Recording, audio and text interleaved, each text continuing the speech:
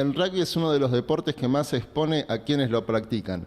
Las lesiones de mayor gravedad radican en las zonas cervicales. Jugadores, entrenadores y cuerpo médico expresan sus opiniones en cómo prevenir los diferentes tipos de lesiones que puedan llegar a existir y los diferentes riesgos, en un informe realizado por TVTEA y Deportea. El rugby es un deporte de contacto nacido en Inglaterra en el siglo XIX. Es muy popular entre los países de Europa y Oceanía y es regulado por la World Rugby. Participan 15 contra 15 en el que los jugadores están constantemente expuestos a graves lesiones durante los 80 minutos del partido y hasta en los entrenamientos. Por eso es importante tener en cuenta las distintas prevenciones que obliga este deporte que atrae a todas las edades. Debido a que es un juego de colisión, los traumatismos se producen con gran frecuencia, como por ejemplo fracturas en todo el cuerpo o en las cervicales. Esta última es una de las zonas de mayor movilidad y por lo tanto es más susceptible a las lesiones. De hecho, hay casos de jugadores que debieron abandonar el deporte por alguna de ellas. El caso de un jugador que la lesión cervical le costó la carrera es el de Alex McKinnon del Newcastle Knights. Recibió un triple tackle, lo que le provocó una lesión medular y 2 vértebras del cuello rotas, dejándolo tetrapléjico. Hoy el rugby es un deporte de contacto que cada vez está progresando día a día, cada vez hay más entrenamiento, cada vez hay más competencia, hay jugadores amateurs que tienen entrenamiento casi de profesionales, y si uno no tiene los exámenes médicos previos totalmente completos, hablando de cervicales, de columna en general, es muy peligroso. Hay casos que después de estos exámenes médicos detectaron cosas y se corrigieron mediante una operación, o casos directamente que detectaron ciertos casos cervicales y los retiraron a los jugadores antes de entrar a una cancha. Las lesiones de rugby, lo fundamental es prevenirlas, ¿sí? Y una de las formas correctas de prevenir las lesiones de rugby es dando descanso en forma regular y considerable a los jugadores después de un partido o de cada partido de un fin de semana, hacer entrenamiento específico sobre lo que es la columna cervical, lo que es cuello y cintura escapular, lo que es la parte de hombros y brazos. Debe haber una ambulancia con médico especializado y que tenga nociones de la inmovilización de jugadores lesionados de rugby, que hagan un entrenamiento específico en el scrum, en la forma de entrar, de ingresar, en la forma de empujar, que el jugador se lo habitúe al puesto principalmente de primera línea y que no se lo intercambie o no se haga innovaciones durante el partido. Es una molestia en cualquiera de las estructuras del cuello, ya sea en los músculos, los nervios, los huesos, las articulaciones o los discos intervertebrales.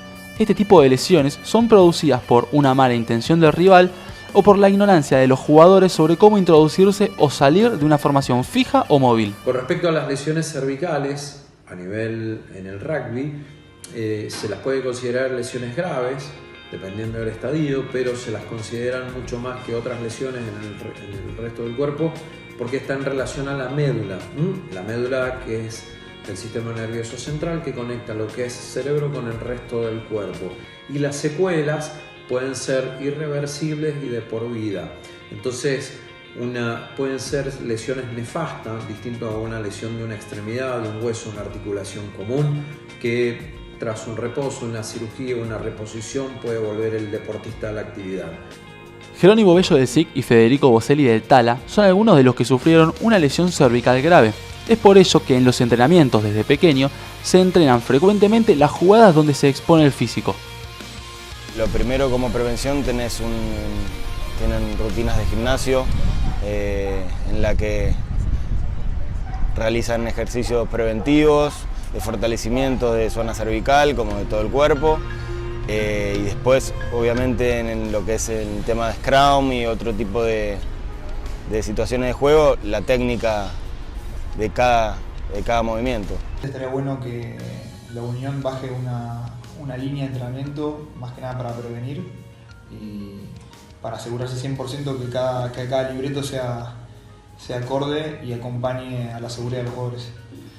También se enseñan técnicas específicas en entrenamiento de gimnasio para fortalecer y para estar seguro 100% de que esa parte del cuerpo está bien entrenada y pueda golpearse tranquilamente, que no haya problemas en casos normales y naturales.